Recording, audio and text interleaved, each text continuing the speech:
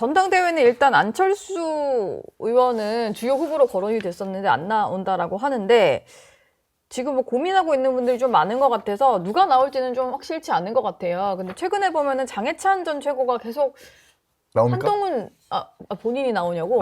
예.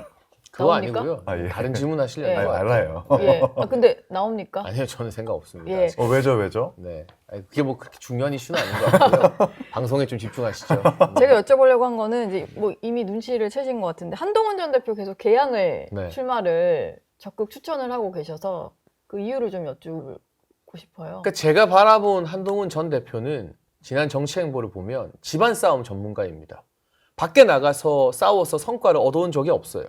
집안에서 계속 뭐 친윤 친한 싸움, 당정 갈등, 네. 그리고 전당대회에서 본인이 대통령을 가장 잘 지키겠다 해놓고 이긴 다음에 대통령을 탄핵시키는데 일조했죠. 근데 민주당이랑도 좀 싸우지 않았나요? 근데 그런 부분들은 주로 윤석열 정부의 울타리 안에 있을 때 법무부 장관일 때 그 모습들은 우리가 기억에 남는데 네. 정치인으로서 한동훈은 내내 집안 싸움, 내부 분열을 일으켰다라는 그런 그림자가 딱지처럼 따라 붙는 것 같아요. 이걸 일거에 해소시키고 저 같은 소위 말하는 반한 정치인들도 납득시키기 위해서는 그리고 한동훈 전 대표 때문에 탄핵이 됐다라고 생각하는 많은 당원들이 있거든요. 그분들을 다시 한번 한동훈 전 대표에게 기대감을 갖게 하기 위해서는 밖에 나가서 민주당을 상대로 이겨와야 됩니다. 네. 말로만 싸우고 페이스북에 글 남기고 기사화되게 하는 거는 어느 정도 인지도 있는 정치인들은 다 할 수 있는 일이고요. 수도권에서 정말 한동훈 전 대표가 먹히는지, 네. 중도에서 먹히는지, 지금 여러 보궐선거 후보지가 있지만 가장 눈에 띄는 지역이 계양을이잖아요. 이재명 대통령의 지역구라는 상징성도 있기 때문에 이재명과 싸운다라는 한동훈 전 대표 입장에서도 명분에 맞는 곳이고요. 다만 일각에서 친한계에서 이거 사지로 내모는 거 아니냐라고 하는데 원희룡 전 장관이 그 어려웠던 지난 총선에서 이재명 대통령을 상대로 무려 45%나 득표한 곳입니다. 이제는 이재명 대통령도 없고 네. 그곳에서 열심히 뛰었던 후보들이 있는데 거기를 사지라고 하는 건 그 지역구를 비하하는 굉장히 위험하고 비겁한 일이고요. 물론 좋은 지역은 아니죠. 쉬운 지역은 아닙니다만 항상 꽃길만 걸어오지 않았습니까? 양지만 걷고 장관하고 비대위원장하고 누가 내려 꽂는 자리에서 많이 누리셨잖아요. 그럼 좀 어려운 데 가서 민주당을 상대로 이겨오는 힘든 싸움도 헤쳐나가는 모습을 보이면 저 같은 사람도 한동훈 전 대표를 다시 평가하고 박수치지 않겠습니까? 지금은 집안 싸움이 아니라 바깥에 나가서 싸워올 때라는 말씀으로 이런 조언을 드린 거고 이걸 뭐 고깝게 듣고 뭐 우리를 죽이려는 것이냐 사지로 민다 이렇게 판단하면 그냥 그릇이 그거밖에 안 되는 거죠. 계속 집안 싸움 전문가가 되는 거죠. 저는 장례찬 최고한테 전당대회 얘기를 꺼낸 이유가 뭐냐면 이렇게 논평하시고 평론하시는 것도 좋은데 지금 말씀하신 내용을 전당대회에서 직접 얘기를 해서 한동훈 대표와의 어떤 정확한 노선 투쟁 내지는 당원들에게 평가를 받았으면 좋겠다라는 거예요. 한동훈 대표가 당내 어떤 확실한 그 스피커들이 다 나와서 네, 저는 이제 한동훈 대표보다 장례찬 최고의 말에서 좀 더 일리가 있다고 평가를 하고 좀 더 힘을 실어주고 싶은데 저는 이제 국민의힘 당원이 아니다 보니까 네. 이런 부분들을 전당대회에 나가가지고 정확하게 당원 평가를 받는 그래서 쇄신의 어떤 계기를 만드는 뭐 그런 기회였으면 좋겠다는 생각이 들고 지금 한동훈 대표의 가장 큰 문제는 네. 너무 계산기를 두드리고 있다라는 거예요. 그러니까 지금 아주 계산기를. 국민의힘이 어려운 상황에서 뭐 내년 지방선거에서 참패가 예상되니까 그 모든 책임이 나에게 전가가 되겠지. 라고 하는 이 계산기를 두드리는 모습들이 친한계의 정치인들 그리고 논평가분들한테 느껴지는 것이고 무엇보다 이 부분도 있죠. 지금 특검이 출범했는데 특검이 끝나는 시기가 1월 달입니다.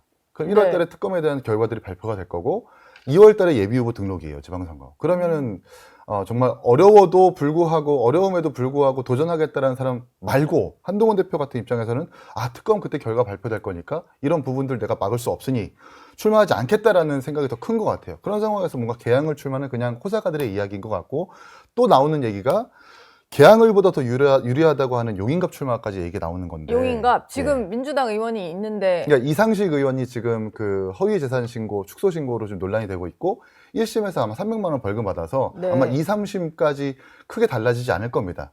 근데 한동훈 대표 입장에서는 개항을보다 용인갑이 더 유리하니까 거기에 출마하겠다는 말이 솔솔 나오고 있는데 또 다른 지역이 등장했네요. 이것조차 용인갑? 사실 계산기를 두드리는 일환이라고 보기 때문에 네. 과연 이런 사람을 어떻게 대표 내지는 당의 어떤 대표급 주자로 사람들이 평가를 하겠는가. 계산기 두드리지 말고 어려울 때 도전하는 것이 정말 찐 정치인인데 그렇지 않은 모습 보면서 좀 안타깝다 생각합니다. 근데 뭐 이렇게 도전해야 된다라는 뭐 의견도 있지만 또 나와서는 안 된다라는 의견도 있잖아요. 뭐 그 사이에서 약간의 고민이 깊어지는 거 아닐까요? 그러니까 전당대회는 집안 싸움이기 때문에 또 나왔을 경우 당원들이 좀 많이 실망하게 될 것 같아요. 그리고 예. 이거는 비단 한동훈 전 대표뿐만이 아니라 김문수 후보 같은 경우도 저는 출마가 유력하다고 보고 있는데 네. 지난 대선 경선에 재탕이 되는 것은 곤란하다라는 여론들이 어느 정도 있거든요. 이거는 두 분 다 숙고해야 되는 상황이라고 봐요. 그런데 개항을 같은 어찌되었건 험지로 추격하는 것은 또 나온다의 관점이 아니라 드디어 뭔가 헌신을 하는구나. 희생을 하는구나 라면서 당에서 박수칠 일이고 예. 저 같은 반환으로 찍힌 정치인도 거기다 대고 나쁜 소리 할 수는 없죠. 최선을 다해서 응원하고 격려를 할 수밖에 없는 상황이 만들어지는 거잖아요. 그런데 항상 큰 정치인들은 네. 이제 어려운 곳에서 꽃을 피웠습니다. 노무현 전 대통령이 그랬고 이준석 의원도 대선 후보가 된 건 동탄에 그 어려운 지역구에 뛰어들어서 당선됐기 때문에 일약 유망주에서 대선 후보까지 치고 올라온 셈이거든요. 그런데 내가 뭔가 안전이 보장된 길만 가겠다.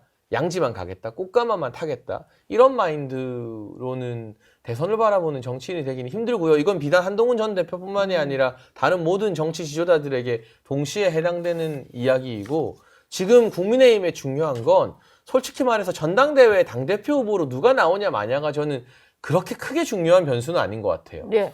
누가 지금 이 시점에서 희생과 헌신하는 모습을 보이느냐. 어떤 정치 지도자나 중량급 정치인들도 헌신이라는 키워드에 부합되는 모습을 안 보이고 있거든요. 그러니까 오죽하면 안철수 의원이 대선 개표조사, 출구조사 나오고 나서 끝까지 거기 앉아 있었던 그 모습, 거기에 혼자 당원들이 지켰죠. 네, 좀 박수를 보내는 거잖아요. 네. 그러니까 그 정도의 헌신도 다른 정치인들은 지금 안 보이고 있는 거예요. 예. 그러니까 그게 뭐 보궐선거 험지가 되었든 어디가 되었든 전당대회에서 당대표대로 나오는 거는 아무리 지방선거 전망이 아무래도 누리러 나오는 거예요. 1년 동안 당에서 제왕적 지위를 누리게 됩니다. 당대표 해보면. 예. 그런 자리가 아니라 진짜 어려운 자리로 누가 먼저 가느냐. 지금 국민의힘 당원들과 지친 보수층 국민들이 그걸 아마 지켜보고 있을 겁니다.